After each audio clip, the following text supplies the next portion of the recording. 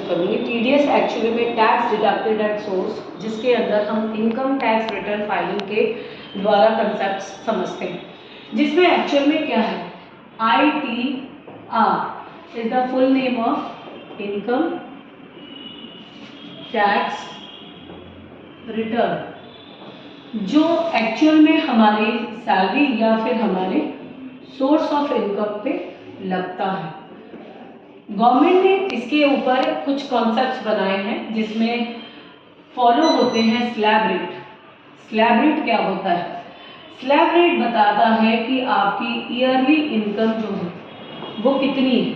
2.5 लाख अगर आपकी yearly income है, यानी अगर मैं इसे मंथली बेसिस में कैलकुलेट करूं तो किसी की सैलरी अगर 5000 है तो मल्टीप्लाई 12 होने से 60,000 पे नो टैक्स, क्योंकि 2.5 लाख तक फ्री है टैक्स।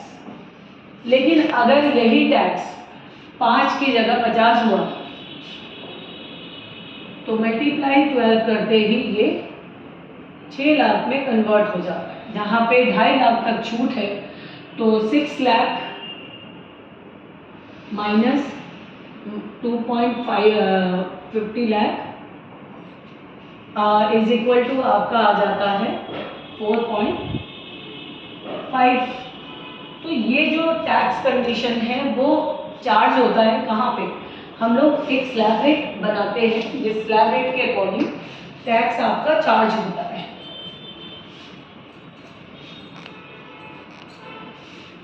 जिसके अंदर आप 2 लाख से लेके 5 लाख तक आप 5% का टीडीएस चार्ज करते हो। 5 लाख से 8 लाख पे आप 10% का चार्ज करते हो। 8 लाख से 10 लाख पे आप 15%। तो ऐसे करके ईयरली इनकम पे टैक्स चार्ज होता है अप टू 30% तक। तो टीडीएस एक ऐसा कॉन्सेप्ट है जिसके अंदर हम लोग इस स्लैब रेट के अकॉर्डिंग ईयरली बेसिस पे इनकम, जो हमारा सोर्स ऑफ इनकम का जो पार्ट है, उसकी टोटलिंग करके उसके ऊपर टीडीएस टैक्स चार्ज करते हैं।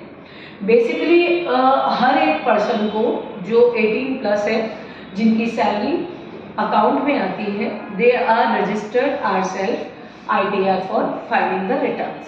तो फाइलिंग ऑफ रिटर्न्स के पहले आपको ये ज़रूर पता होना चाहिए कि जो मंथली इनकम आप करते हो उसका ईयरली आप क्या पाते हो।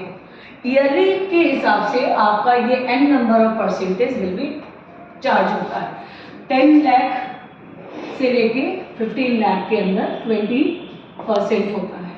तो ये slab rate according to situation up to 30% तक चार्ज होता है।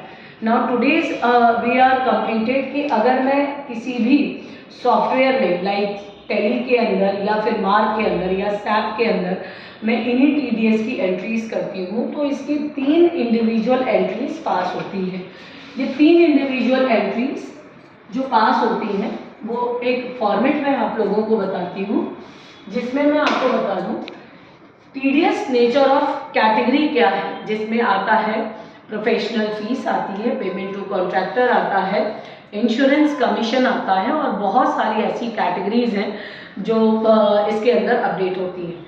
फॉर एग्जांपल मैंने कमीशन एंड ब्रोकरेज लिया, जो हमारे सोर्स ऑफ इनकम का पार्ट है, जिसके ऊपर टीडीएस अगर चार्ज होगा तो टैली के अंदर इसकी एंट्री 2 पार्ट में जाएगी। पहली एंट्री जो जाएगी वो जाएगी F7 के अंदर, जहाँ पे पहली एंट्री आप करोगे commission and brokerage account DR to creditor to TDS on commission and broker. तो ये पहली एंट्री जाएगी। नाउ द सेकेंड एंट्री जो जाएगी वो जाएगी आपकी पेमेंट के अंदर। तो ये जाएगी जर्नल के अंदर। जो पेमेंट में जाती है उसमें 2 एंट्री जाती है, क्रेडिटर अकाउंट डेबिट टू कोई भी बैंक द्वारा आप इसके टैक्स की वैल्यू या कोई पेमेंट करते हो, और दूसरी एंट्री जाती है आपकी